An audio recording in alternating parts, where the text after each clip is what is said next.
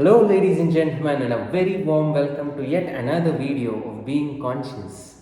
We started our series with the 7 spiritual laws of success, and we spoke about the first law, the law of pure potentiality. If you haven't watched that video, I will highly recommend you to watch that video. However, this video is an encyclopedia in itself. The law which I am going to talk about in this video is probably the only law you could completely benefit from.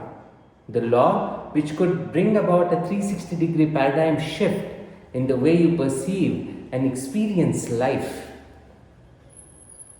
I call this law the law of dynamic flow, the law of dynamic exchange.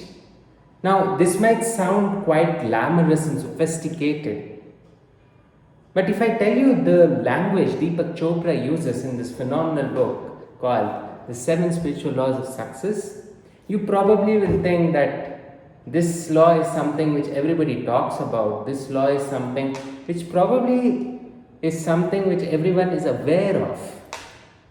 Deepak Chopra coined it the law of giving and receiving.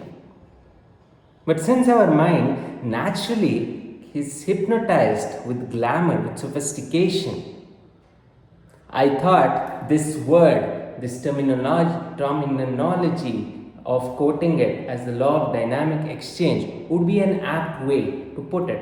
Now let's get into the core topic, the core aspects of this law. As evident from the title, the law of giving and receiving, it sounds quite simple.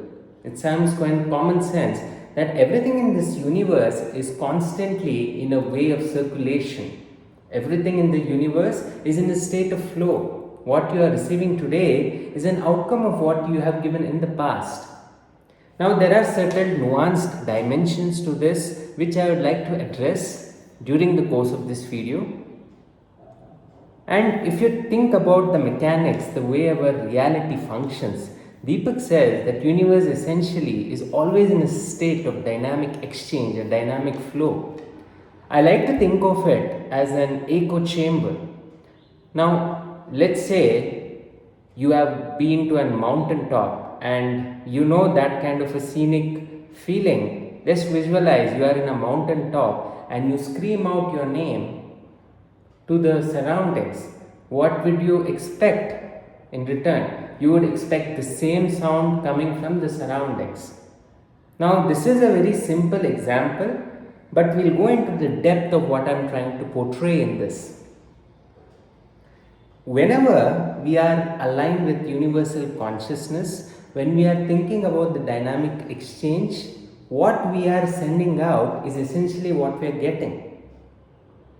So if you are constantly complaining, if you are constantly in this lack mindset where you think hoarding is the only way to survive, guess what? The universe is also going to reflect that energy towards you, and your circumstances in your life will mirror or resonate that reality. Now, this sounds very simple and this sounds common sense, but let me tell you one simple fact that common sense is not common these days. To have common sense is extraordinary. To have common sense is uncommon. And there's another nuance to that. A lot of us have the tendency of giving, but we are sort of feeling unperturbed a bit when it comes to receiving. When it comes to receiving something from others, we are like we don't want it, because there's a part of us which wants to not receive things from others, because subconsciously we are scared. Subconsciously the ego only wants to give but not to receive. There are many good intended people out there who are all about giving. They always think about how I can be of service at any given instance. But these people, they don't realize, and probably they are not conscious of the fact that receiving is also part of the dynamic flow. While giving is certainly a essential aspect, but receiving things is also an indispensable need, an indispensable requirement to maintain the dynamic flow. Now you might be thinking of giving and receiving, this sounds very tangible. But guess what? Deepak says it doesn't really have to be tangible. Your presence in a certain person's life can be a gift you give to them. Your compassionate language, your kind hearing, just hearing someone out, that can be a token of service. Now, the fun fact is, Deepak says, whatever you want in life, start giving that. Now, one might ask and question, the very thing which I don't have in my life, how the hell am I supposed to give it to the other person? Now, the fun fact is, there are so many different ways we can give things. It need not necessarily be tangible. You can also bless someone silently. You don't even have to tell that person. And Deepak says that this kind of silent blessing is extremely powerful. Because thought is essentially energy. Thought is essentially a conscious intent. And this universe is composed of different thought forms, different forms of consciousness, which are vibrating at different levels. So the point Deepak is trying to make here is that you don't really have to be super rich, or you don't really have to give something tangible. Even the intent of wishing everyone well, that itself connects you with the dynamic flow of the universe, and sooner or later we are going to benefit from that. One nuance which is really worth a mention in this law is in this whole idea of giving and receiving. Once we hear this word, once we are aware of this knowledge, aware of this law of giving and receiving, immediately our mind tries to think, how can I take advantage of this law? How can I benefit the most from this law? And we are constantly giving because we want to receive. We are giving because we want to receive. In other words, the intent behind giving is a compulsive drive to receive. Now, guess what? You cannot fool around with the universe. The universe knows every intent behind your action. And this is the reason why there are some people who would complain, I gave a lot of my things to the world, but I didn't receive anything from the universe. The reason we didn't receive anything is because our energy signature can't lie. Our energy signature is the only truth. What was the intent behind doing that? Was the intent appreciation? Was the intent acknowledgement? Was the intent of receiving something at the cost of your giving? If that is the case, this law won't work for you, because your intent was essentially not pure. Your intent had this compulsive drive of receiving, and because of that, the dynamic flow actually didn't happen because you never gave.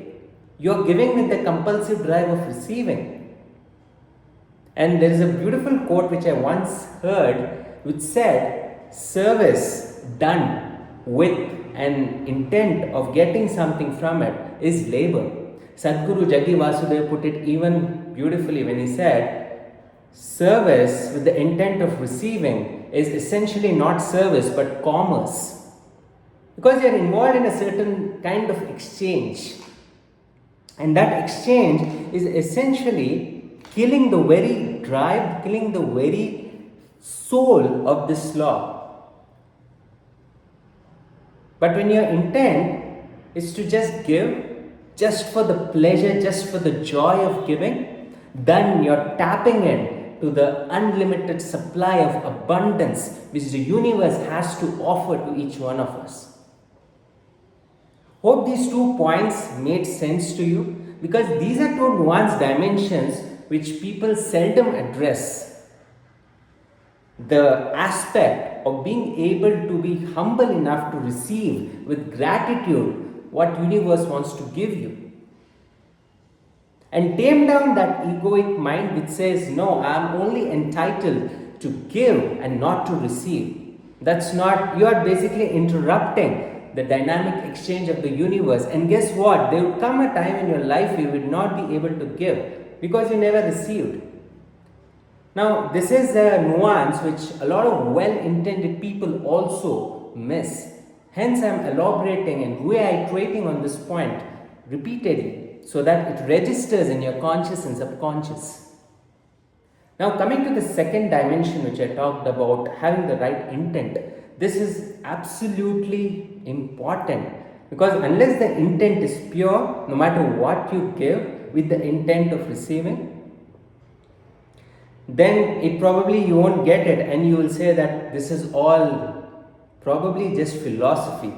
But this is not philosophy. If you look at the ways nature works, if you look at physics, it always is about high potential to low potential. Anything that stagnates rots. If you closely observe, for mosquitoes, the breeding area for mosquitoes is stagnant water, not flowing water. And they always say that if you want to stop mosquitoes breeding in your house or in your locality, clear those stagnant water bodies. Now, this also applies to the stuff which we are having in our mind. If you are stagnated, if you are interrupting the flow of life, and you are thinking that by hoarding a lot of wealth and operating to this lack mindset, you can be rich, that is far from reality. You will probably be forced to exchange in the dynamic flow of universe. If you look at the richest people in the planet, you will be amazed to know that they are heavily invested in philanthropic ventures. Take Ratan Tata for example. He's 80% of the revenue Tata generates goes purely into philanthropy. Ambani, everyone knows what he does. Now, I'm not saying that we should all try to become like that, but understand, observe the way universe works, observe the way the dynamic exchange of energy is. Interestingly, the word currency comes from the Latin word flow. I am 100% sure that not many of you would be aware of this word because I myself was not aware until I read this book. The word currency comes from the Latin word which says run or flow. So let us be mindful of having this circulation intact, not only giving but also being humble enough to receive. Secondly, Deepak talks about this practical aspects. So you remember how I told you at the end of each law, he talks about pragmatic steps to implement this law in day-to-day life for each one of us. So the first is to always have the giving attitude, but more than the giving, the intent behind giving is instrumental, is the most important aspect of this. Secondly, to receive anything you get from the universe through people, through situations with gratitude. And thirdly, he talks about the most potent way of giving, of silently blessing the world through everything which you want for yourself.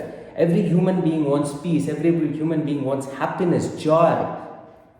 Silently bless that for the entire universe with the intent of actual goodness, not with the intent of receiving it, because now you are accustomed with this knowledge of law of giving and receiving. And then the universe responds. Hope my today's video made sense to you. If you really loved it, please do share this video because there are certain nuanced dimensions of this video which we seldom pay attention to. And my intent was to focus, to give the spotlight to these nuanced dimensions. Thank you so much. And if you really loved my video, do share it with a couple of your folks who you feel can benefit from this video. If you really enjoy this kind of content in my channel, please do subscribe to my channel. And I'll thank you so much, and I'll meet you in the third law of this series, the 7 Spiritual Laws of Success. Thank you, and I'll meet you next time. Bye.